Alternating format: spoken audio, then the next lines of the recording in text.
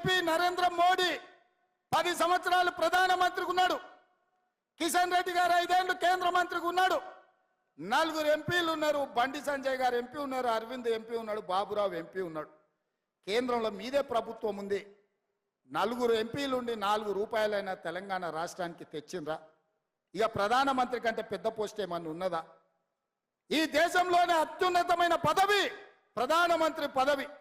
ఆ ప్రధానమంత్రి అభ్యర్థి పాలమూరుకు వచ్చి పాలమూరు సభలో నాకు అండగా నిలబడండి, పాలమూరు రంగారెడ్డి ఎత్తిపోతల పథకాన్ని జాతీయ ప్రాజెక్టు చేస్తా అని మాట ఇచ్చింది.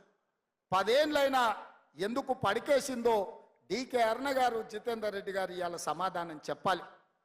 మీరు ఏ రకంగా 10 ఏళ్ళు ప్రధానమంత్రిగా ఉన్నా పాలమూరుకు ప్రత్యేకంగా నిధులు ఇవ్వలే, ప్రాజెక్టులు ఇవ్వలే, పరిశ్రమలు ఇవ్వలే, అభివృద్ధి అడుగంటి పోతే ఒక్కనాడు ప్రశ్నించలే.